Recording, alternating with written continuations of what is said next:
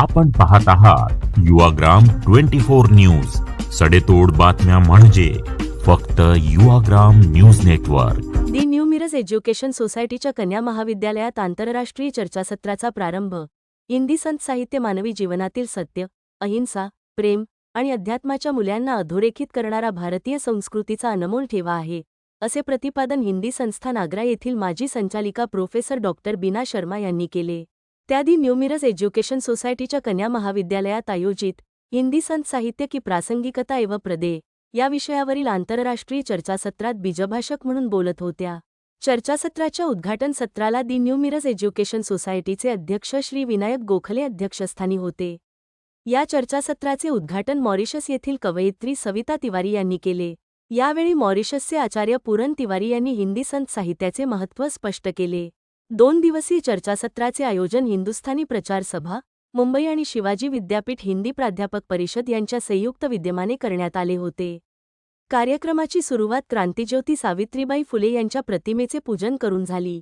महाविद्यालयाचे प्राचार्य डॉक्टर उल्हास माळकर यांनी स्वागत केले, तर हिंदी विभागाच्या डॉक्टर कविता सुल्ह्यान यांनी प्रास्ताविकातून चर्चासत्राचा उद्देश विशद केला। कार्यक्रमाला हिंदुस्थानी प्रचार सभेचे श्री राकेशकुमार त्रिपाठी, मुंबईचे डॉक्टर श्यामसुंदर पांडे, सावित्रीबाई फुले पुणे विद्यापीठाचे निवृत्त प्राध्यापक डॉक्टर गजानन चव्हाण, संस्थेचे सचिव श्री राजू झाडबुके, डॉक्टर बळवंत जेऊरकर आणि डॉक्टर सुनील बनसोडे यांची प्रमुख उपस्थिती होती।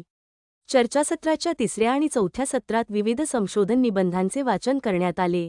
या चर्चासत्रात प्राध्यापक, शिक्षक, संशोधक, विद्यार्थी, शिक्षकेतर कर्मचारी आणि महाविद्यालयातील विद्यार्थ्यांचा मोठ्या संख्येने सहभाग होता। कार्यक्रमाचे आभार हिंदी विभाग प्रमुख प्राध्यापक मानसी शिरगावकर यांनी मानले, तर सूत्रसंचालन डॉक्टर सूरज चौगुले यांनी केले।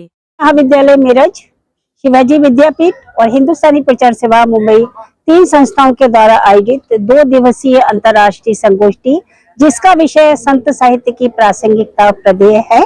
इस संगोष्ठी को आयोजित करने का एक बड़ा उद्देश्य है।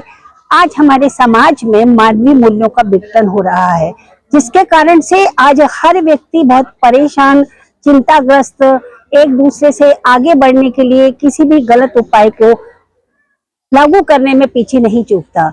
उसको समझ नहीं आता है कि जिस समय सब लोग आगे बढ़ रहे हैं और हमारे पास बहुत सारे शॉर्टकट हो गए हैं, तो हम क्यों बड़ी बड़ी बातों को करते हैं।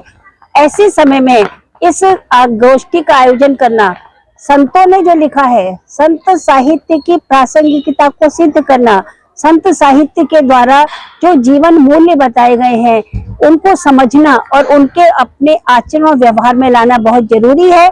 मुझे लगता है इस तरह की संगोष्ठियों के आयोजन से आम व्यक्ति के मन में एक भाव जगेगा कि हमें ईश्वरनिष्ठ होना चाहिए, हमें अपने दिन की शुरुआत प्रभु के नाम से करनी चाहिए और हमें संतों के द्वारा जो छोटे छोटे साखी, शब्द, उपदेश, बीजक, भजन बताए गए हैं उन्हें केवल न गाना चाहिए, पढ़ना चाहिए, बल्कि उनका साथ साथ जीवन में प्रयोग भी करना चाहिए।